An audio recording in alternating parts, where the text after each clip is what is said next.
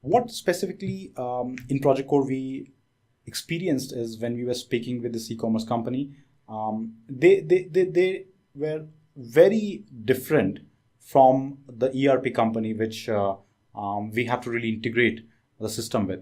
And it was hard to really go in the design thinking workshop or this UX workshop and ask them specific questions like, how would you like to place the orders? What will be the quantity which will go in this plant or that plant or this division?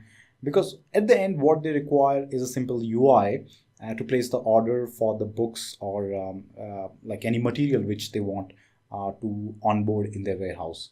So the guys from the e-commerce end were very different from the ERP end, and it was basically because of type of customers they were.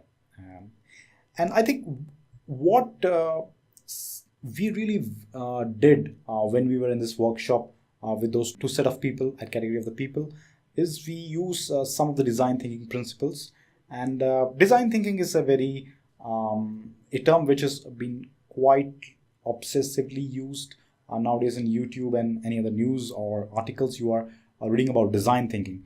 And basically, when you want to go ahead and understand design thinking, they are set of principles of problem solving, and we are using design thinking not only to create some application but also to get the requirement, because it's one of the major parts to get the requirement right, because that lays the foundation of how the entire project will be going. Because in the time when you are taking those requirements, then they will be asking how they will be setting the rule of the features which you have to build, and little different feature might have big impact on the development, the size of development you have to do.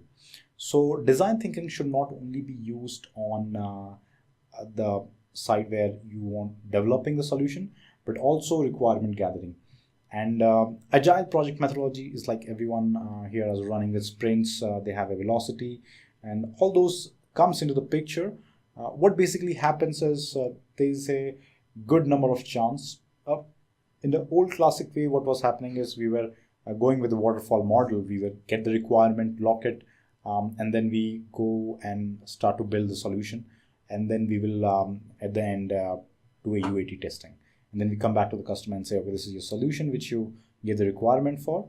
But the problem here comes is the chance that you might be going in a different track when you are trying to build those solution while the process of development or even in the process of integration.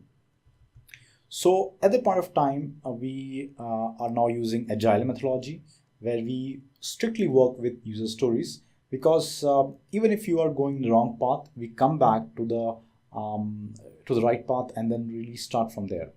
So to give you an idea about using design thinking and agile project methodology at same time, we have actually 5 steps for going agile.